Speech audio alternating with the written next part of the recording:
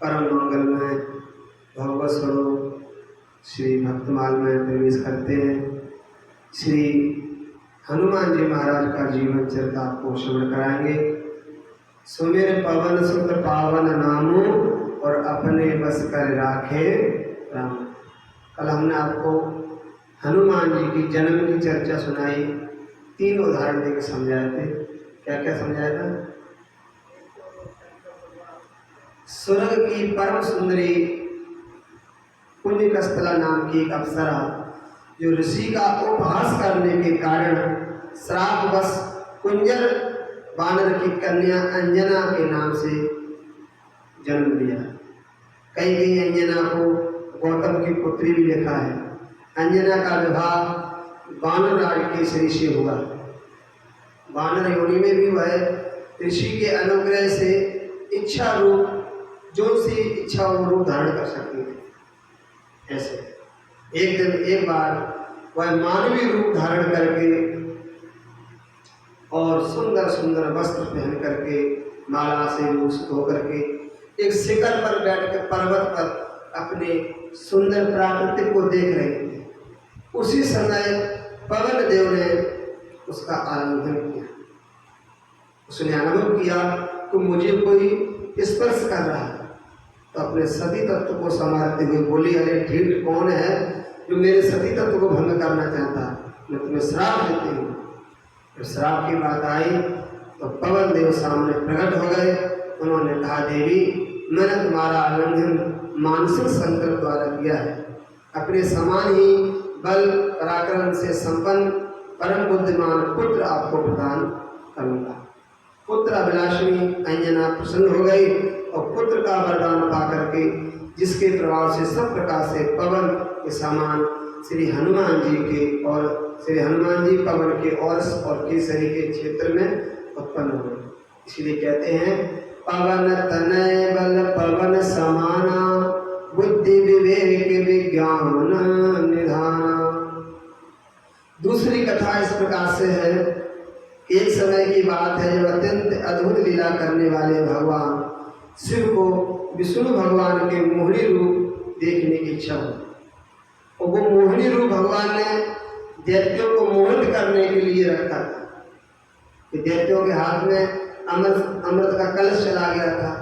तो भगवान को मालूम है कि किस प्रकार से दैत्यों को मोहित करना चाहिए, तो कलश लेने के लिए भगवान ने मोहिनी रूप रखा।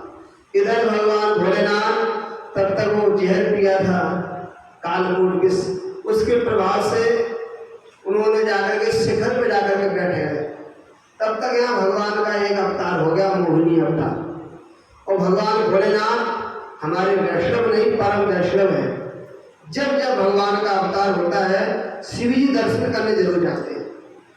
आप देख लो, कृष्ण के रूप में हुआ तो गोकुल में पहुंच गए, राम के रूप में हुआ तो अयोध्या पहुंच गए। मैया बहुत घबराई, बोले बाबा को दर्शन नहीं कराऊंगी, गले में सांप की माला है, जा देख के डर जाएगा हमारा लाला। बोले बाबा कह रहा, मैया जाको देख के दुनिया डरे, हमें देख के डरे हो, जाको देख के पता काल भी डर जाता है। भ्रकुटी विलास सृष्टि लय हुई। अगर थोड़ी सी भगवान से बहुत टेढ़ी कर देना पूरी सृष्टि महाप्रलय कर सकते हैं, लेकिन भगवान बना भी सकते हैं। निर्निवेश, जैसे हमारा पलक नीचे ऊपर होता है ना, इसको निवेश उन्वेश बोलते हैं, ये पलक नीचे ऊपर होना। तो इतने समय में भगवान सृष्टि को बना भी सकते हैं। अगर वो बिगाड़ सकते हैं तो बना भी सकते हैं। इंसान बिगाड़ तो सकता लेकिन बना नहीं सकता, बना तो परमात्मा ही सकते हैं।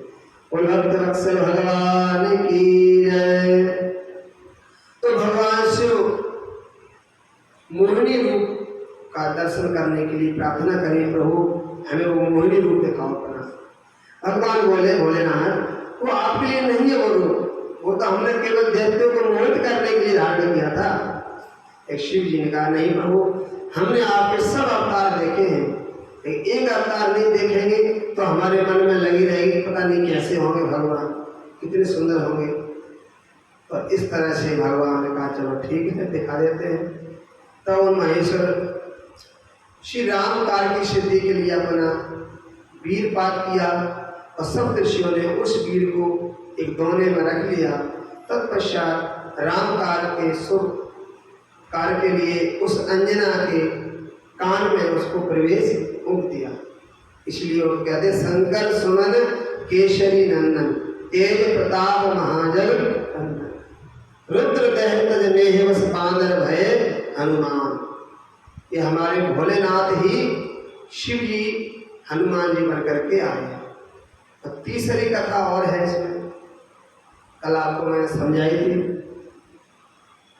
तीसरी कथा है कि ब्रह्मलोक की एक दिव्य अप्सरा थी, उसने ब्रह्मा जी के सामने कुछ ऐसी चेष्टा करी तो ब्रह्मा जी को क्रोध आ गया। तो ब्रह्मा जी ने कहा कि जा तू गिरदी बन जा। गीत जो मांस पर दृष्टि रखते हैं, ब्रह्मा जी ने उसे कहा कि मृत्यु लोक में वृद्धि हो जाने का श्राप दिया, अनुग्रह करने पर प्रार्थना करें महाराज मेरा उद्धार कैसे होगा। तब ब्रह्मा जी ने कहा राजा दशरथ के यहाँ पुत्रष्टि यज्ञ होगा, अग्निदेव उसमें चरु लेकर के आएंगे और पायस खीर का जो प्रसाद होगा वो महाराज दशरथ को दिया जाएगा और दशरथ ले जाकर के अपनी रानियों को बांट देंगे। एक भाग कौशल्या को देंगे और एक भाग में 2 भाग कर देंगे। किसको देंगे? केकई और सुमित्रा को देंगे। लेकिन केकई का हिस्से का भाग आप उठा लेना, केकई को उठा लेना और आप नहीं खा सकोगे, आप लेके उड़ जाना वहां से। उसका स्पर्श करते ही आप श्राप से मुक्त हो जाओ। तो ब्रह्मा जी के अनुसार ऐसी घटना घटी। महारानी केकई अपना भाग लेकर के पाने वाली थी, विचार कर रही थी। उसी समय आकाश में रिद्धि आई, उसे झपट मार करके चोंच में दबा कर वो खीर ले गई। इधर माता अंजना पुत्र प्राप्ति के लिए भगवान शिव की आराधना कर रही, उपासना। प्रसन्न होकर के भोलेनाथ ने कहा 7000 वर्षों तक तपस्या करी। शिव जी कितने हजार करी? 7000 वर्ष। और प्रार्थना करती हैं ओम नमः शिवाय, हरि ओम नमः शिवाय, ओम नमः शिवाय, हरि ओम नमः शिवाय, ओम नमः शिवाय, हरि ओम नमः शिवाय। तो भगवान शिव उनकी उपासना से प्रसन्न होकर भोलेनाथ ने दर्शन दिया और कहा एकादश रुद्र में मेरा जो अंश 11वां रुद्र ही तुम्हारे पुत्र के रूप में प्रकट होगा। मेरी प्रेरणा से पवन देव तुम्हें प्रसाद देंगे, पवन देव देंगे प्रसाद। उस प्रसाद को तुम पा लेना, सर्वगुण संपन्न पुत्र की प्राप्ति हो जाए। अंजना इस प्रसाद की आस लगाए बैठी भजन कर रही थी। उसी समय आकाश से वो वृद्धि जाती हुई प्रसाद लेकर जा रही थी तो पवन ने उसको झपट दिया, उसकी चोट वहां फैल गई। इधर माता अंजना नीचे हाथ जोड़ करके ऐसे भजन कर रही थी, वो प्रसाद ऊपर से हाथ में आकर के भक्त भगवान की जय। उसी समय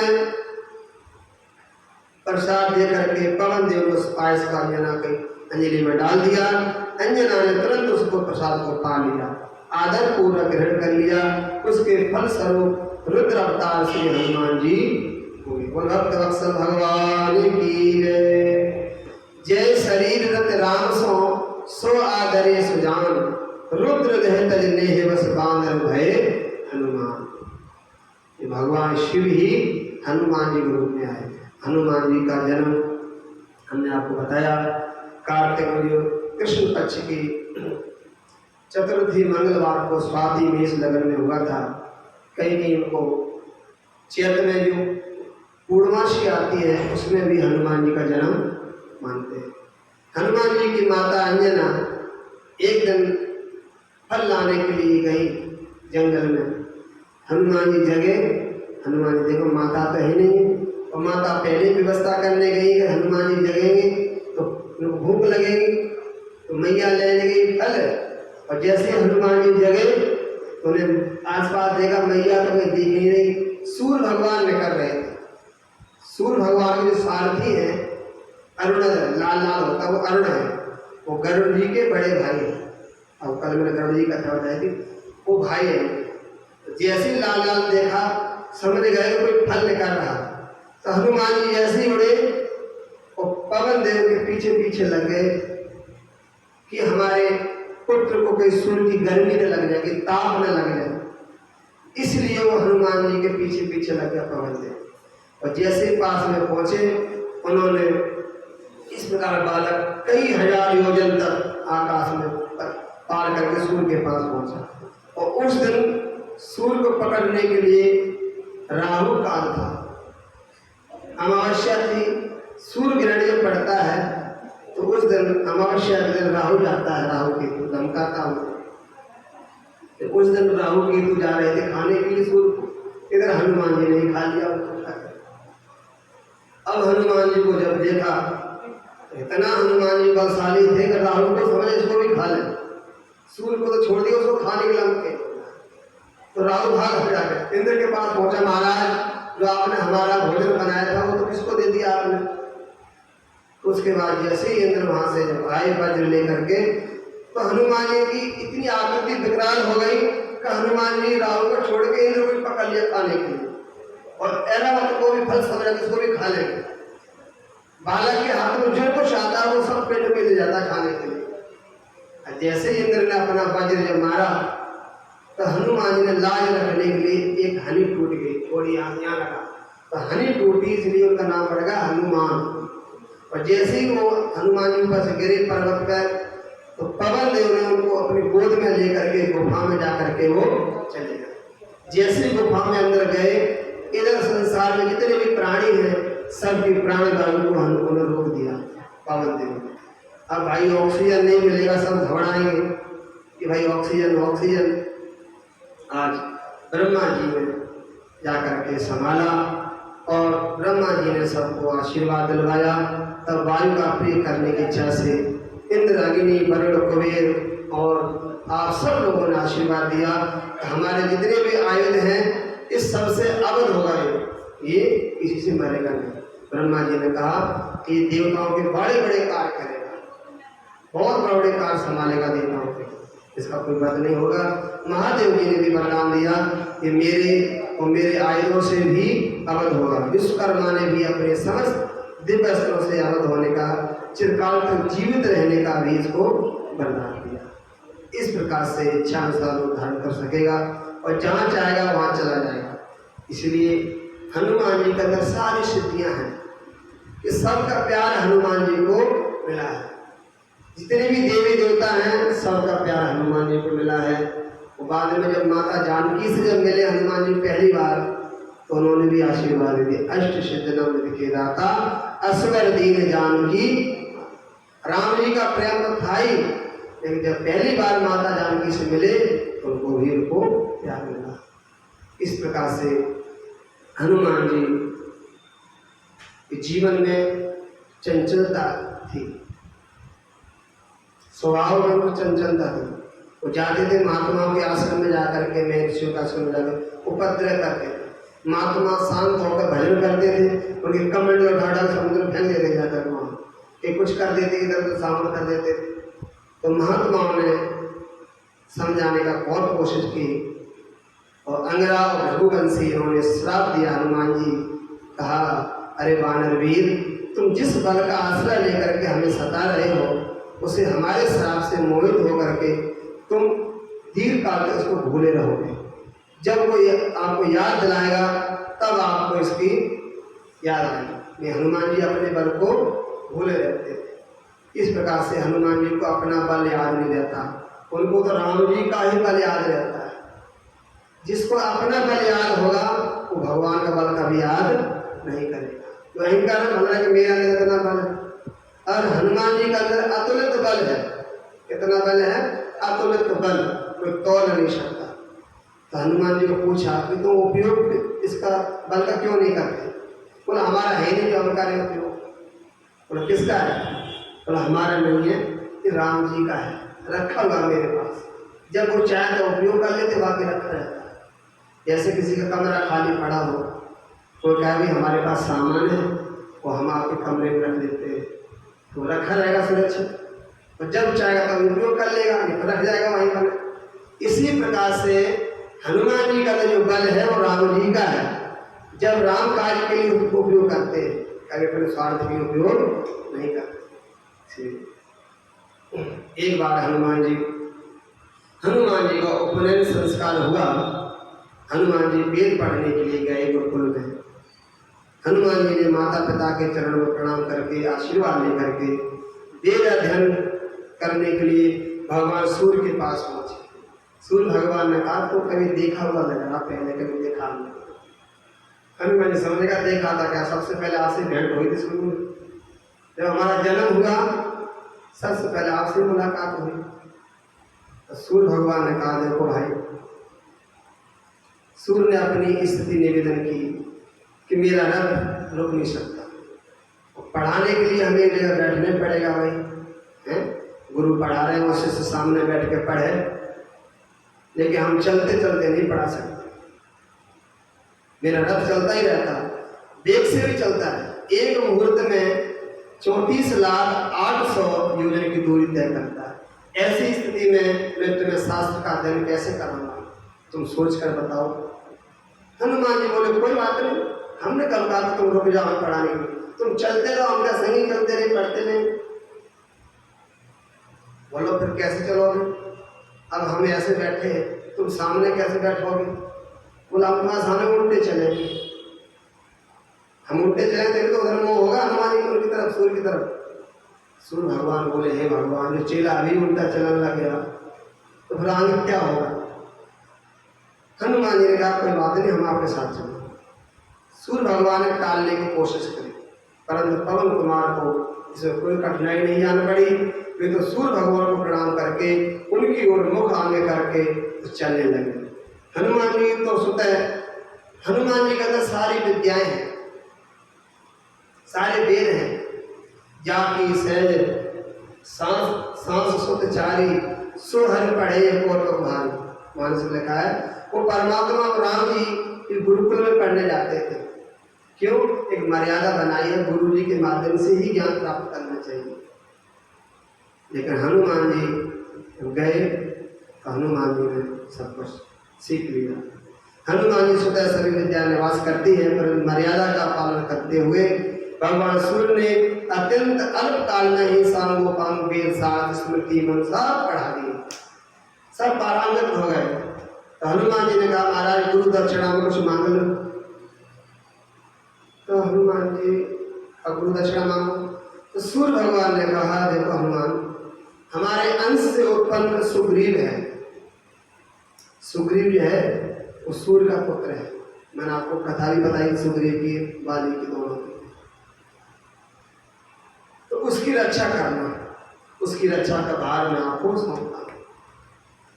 हनुमान जी ने आज्ञा से उद्धार करी और सदा सर्वदा सुग्रीव की रक्षा में लगे रहे। राम जी से मित्रता कराई है सुग्रीव ने, हनुमान जी ने कराई है, बीच में साथी हनुमान जी बने।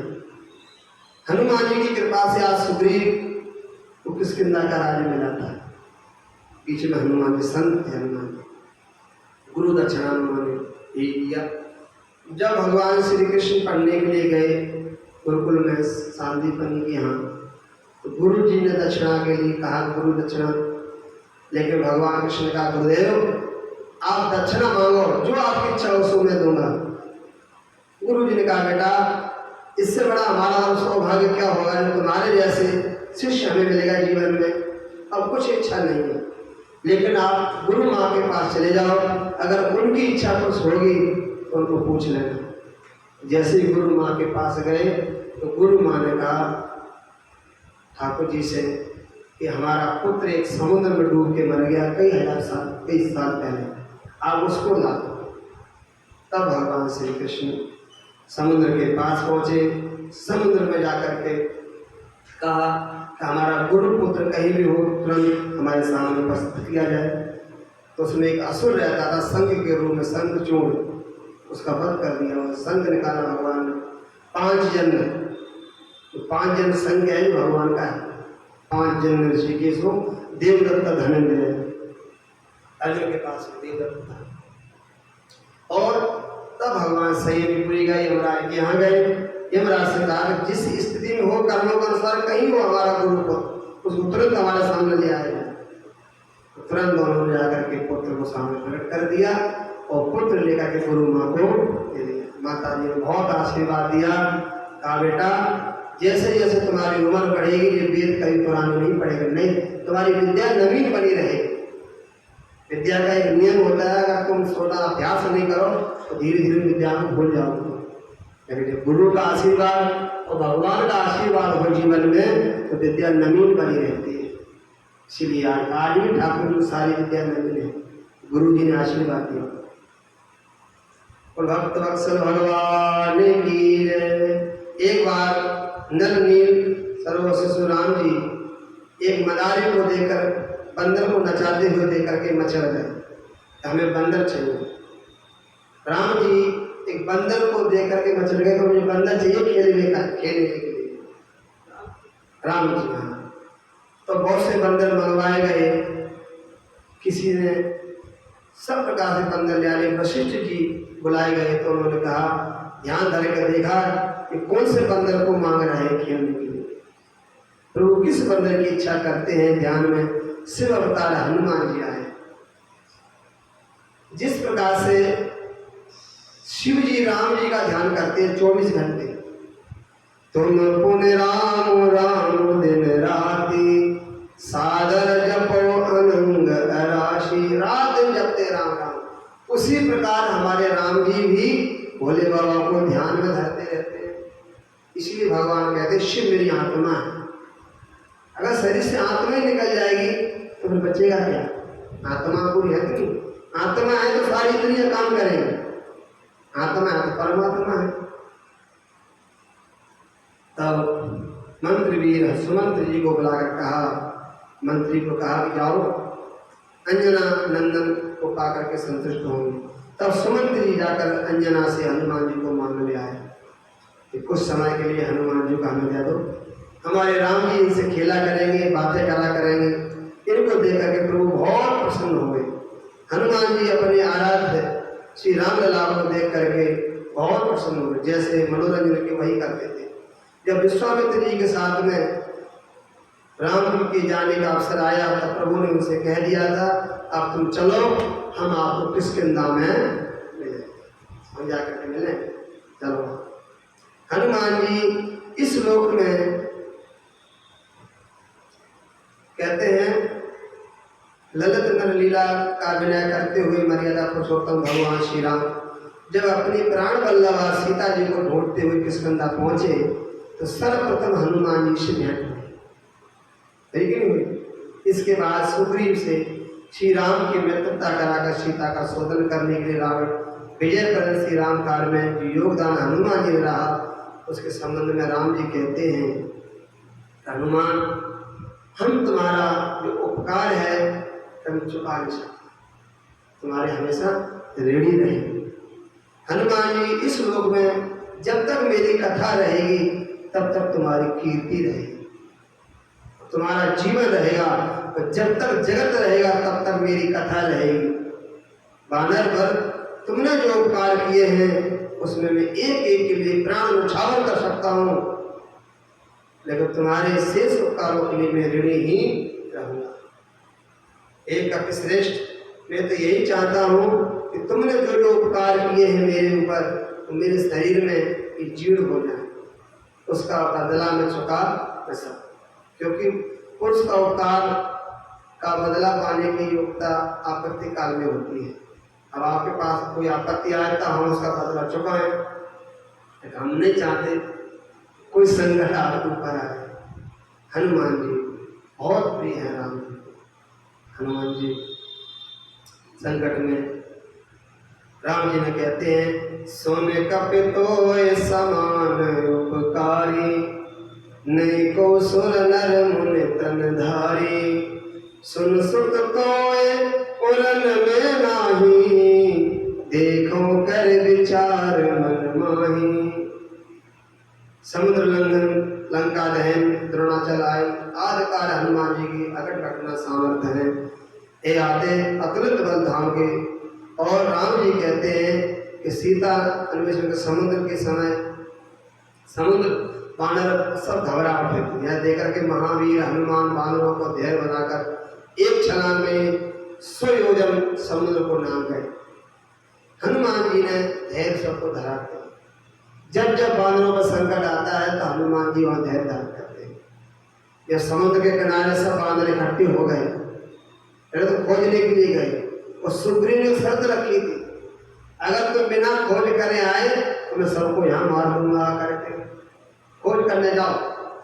जैसे ही खोज करने गए सब बंदर, तो पाछे पवन तनय श्री नावा, हनुमान जी ने पीछे से भगवान को प्रणाम किया। श्री नमः सब हो गया प्रणाम सबका पाछे। तो हनुमान भगवान राम ने का मुद्रिका निकाल के हनुमान जी को दे। राम जी समझ गए कि ये बानर ही कार्य करेगा हमारा। ये सब बंदर गए खोज करने के लिए। अब भाई जंगल में खोज रहे हैं, खोज करते करते प्यास और लगी बंदरों को। अब बंदर ने यहाँ पानी कहाँ मिलेगा जंगल में, अब प्यास के मारे और मरे जाए। तब हनुमान जी से कहा महाराज पानी की खोज करो, सीता की खोज तो बाद में कर लेंगे, पहले पानी की खोज करो। तब हनुमान जी एक ऊंचे पर्वत पर चढ़े। ऊंचे पर्वत पर चढ़ के जब देखा एक बाहर गुफा थी, उसमें पक्षी आ रहे जा रहे हैं, तो सोचा यहाँ पानी जरूर होगा। वहां जब हनुमान जी पहुंचे गुफा के पास, सुग्रीव से कहा, सबसे अंगद से कहा चलो अंदर। बोला हम गुफा में पहले नहीं जाएंगे, हमारे परिवार के लिए गुफा थोड़ी खतरनाक है, हमारे पिताजी में झगड़ा गुफाई में हुआ था, इसलिए हम पीछे न चले। तब आगे हनुमान तय की, तब हनुमान जी को आगे किया। जैसे आगे हनुमान जी गए वहाँ, देखो स्वयं प्रभाव तपस्या कर रही बैठी, और सब वहाँ जल पिया, आराम से बैठ गए। तो उसने पूछा क्या कर रहे? तो सीता की खोज कर रहे। बोले मिली सीता? तो नहीं। तो कैसे खोज रहे? अंदर बोले कैसे खोज रहे? आँख खोल के खोज रहे, कैसे खोज रहे? मिली नहीं तो अब क्या करें? बोला आँखें बंद करो, हम मिलवाएंगे। आँखें बंद करो। सब बंदरों ने बेचारों ने आँखें बंद कर ली। अब आँखें बंदर कितनी देर तक बंद कर सकते हैं? बंदर तुरंत नेक आँख बंद करें, हाली खोल दे, कहीं खतरा न हो जाए। तो सबने आँख बंद करी और थोड़ी ही देर में वो सब जाके बंदर समुद्र के किनारे पहुंचा। आँख खोली उन्होंने, समुद्र किनारे पहुंच गए। अगर और आँख बंद करे रहते तो समुद्र पार भी करे, सीता के पार पहुंच जाते। लेकिन बेचारों ने आँख खोल दी बीच में। जैसी आँख खोली तो समुद्र सामने। बोला अब क्या करें? अब वहाँ सब लोगों ने मीटिंग करी कि अब क्या करें। आगे जाते तो समुद्र, पीछे जाए तो सुग्रीव ने कहा मार दें सब, अब तो हमारा जीवन बेकार है।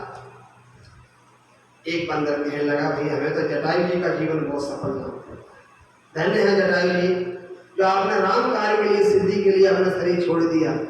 हमने राम के काम आए, न इधर के रहे न उधर के रहे, बीच में मर जाएंगे हम तो।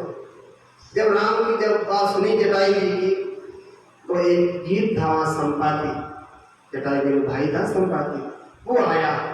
उसने वो पहले बड़ा प्रसन्न हुआ, आज वो भरपेट भोजन मिले, सारे बंदरों को मैं खाऊंगा पका। बंदर बेचारे घबरा आया, बोला आप तो हमारी जिंदगी नहीं बचने वाली, अब तो मरे क्या? तब कहा धन्य है जटायु जी, राम की सेवा में मेरा शरीर त्याग है। तुरंत उसने कहा संपाति ने जटायु, तो जटायु मेरा भाई था, तो बोले मेरे पास वहाँ से ले चलो समुद्र के किनारे, तो थोड़ा जल दे दो उसको।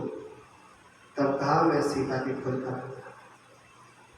आज उसने जब देखा गीत की जो दृष्टि होती है बड़ी अपार होती, दूर तक देख सकता है गीत। जैसे पहले कोई पशु असु मर जाते थे तो गीत ऊपर आकाश से देख लेते कि कहाँ पड़ा हुआ पशु, देख लेते, दिव्य दृष्टि होती है, दूर से देख लेते थे जाकर। आजकल के गीत ही गायब हो गए। आज हम कहीं देखते हैं कोई पशु मर जाता है तो गीत नहीं आते खाने के लिए, अब तो आदमी भी खा लेते इसको काट कर। गीतों ने सोचा हो गया वो ये बेचारे गीत हो गए, जो दूसरे के मांस पर मरे हुए में दृष्टि रखे वो गीत तो है ही। जो मरा हुआ किसी का जीव का मांस खाता है वो गीत ही है।